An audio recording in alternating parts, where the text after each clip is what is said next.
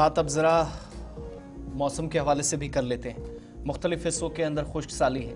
और जम्मू कश्मीर लद्दाख भी मुतासिर हुए हैं। सूरत हाल क्या है वो आपके सामने गुज़श्ता दिनों प्रोग्राम्स में, डिबेट्स में, डिस्कशंस में आप तक पहुँचाई या सूरत हाल की अक्कासी की। लेकिन शायद आइंदा कुछ घंटों के दौरान, जो कल से हम मुसलसल कह रहे थे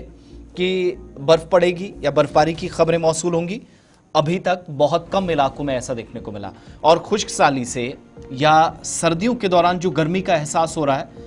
उसने आबी वसाइल को बुरी तरह मुतासिर किया है। मौजूदा सूरत हाल पर ये जो इस वक्त सिचुएशन है वो असरअंदाज हो रही है और अब बाज़ाब्ता तौर पर इस सिलसिले में ये मामला जियोलॉजिकल सर्वे ऑफ इंडिया के साथ मुतलका हुकाम की जानिब से उठाया गया है और ये समझने की कोशिश की जा रही है कि जो आबी वसाइल हैं, जो वाटर रिसोर्सेज हैं, वाटर बॉडीज़ हैं, उनके तहफ़्फ़ुज़ को कैसे यकीनी बनाया जाए। जब माहिरीन की राय इसमें ली जाती है तो वो कहते हैं कि ये सिर्फ जम्मू कश्मीर की बात नहीं है, पूरी दुनिया के अंदर जिस हिसाब से क्लाइमेटिक कंडीशंस हैं वो बुरी तरीके से पूरे ख़ित्ते को, वसाइल को, बिलखुसूस जो कुदरती वसाइल थे उनको तबाह कर रही है, मुतासिर कर रहे हैं। और इसीलिए वाटर मैनेजमेंट पॉलिसी और मौसर पॉलिसी हो, इस बात की ज़रूरत है। मारूफ अर्थ साइंटिस्ट और vice chancellor Islamic university science and technology professor Shakeel रमशू भी मौजूदा सूरत हाल को इस तरीके से बता रहे हैं, सूरत हाल का मुशाहिदा करते हुए कह रहे हैं कि सरमा के दौरान कम बर्फबारी इसने वादी कश्मीर हो या जम्मू हो, खित्ते को मजीद 5 से 7 साल पीछे धकेल दिया है। और आबी वसाइल जिस हिसाब से ख़त्म हो रहे हैं, आबी ज़राए सुकड़ रहे हैं, नदी नालों पर इसके जो असरात पड़े हैं वो तो होना ही था। उनके मुताबिक ये सूरत हाल पहले से थी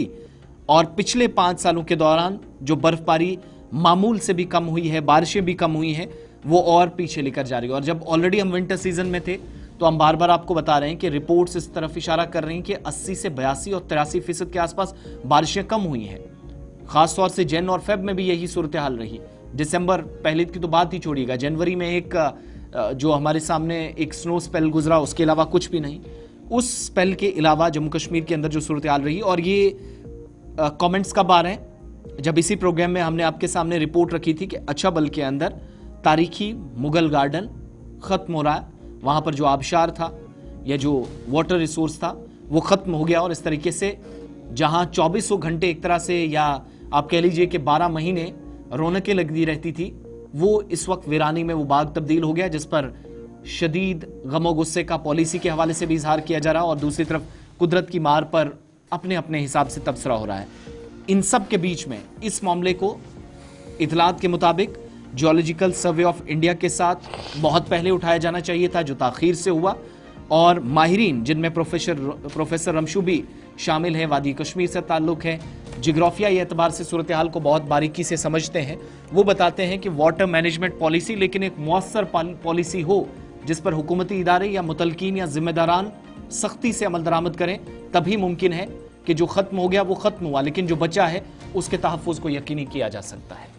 तो जनाब, जियोलॉजिकल सर्वे ऑफ इंडिया की टीम अब जाएंगी, वो देखेंगी, और चीफ सेक्रेटरी ने बाज़ाब्ता तौर पर जनरल एडमिनिस्ट्रेटिव डिपार्टमेंट से कहा कि वो जियोलॉजिकल सर्वे ऑफ इंडिया की टीम से रिक्वेस्ट करें, वो आकर ये देखें कि आखिर ये आबी पनाहगाहें जो हमारी थी, जो नेचुरल सोर्स ऑफ वाटर था, ये सूखे क्यों है, इसकी बुनियादी वजह क्या है। अब वो रिपोर्ट सामने आएगी और लगातार सूरत हाल ये है कि जहलिम की सतह दिख रही है, अच्छाबल आपका सूख गया है, त्राल के अंदर 5 से 6 चश्मे मुकम्मल तौर पर सूख गए हैं, और इसी तरीके की इतलात पुलवामा, कुलगाम और अनंतनाग से भी आना शुरू हो गई है। नॉर्थ कश्मीर की सूरत हाल भी ज़्यादा कोई बेहतर नहीं है।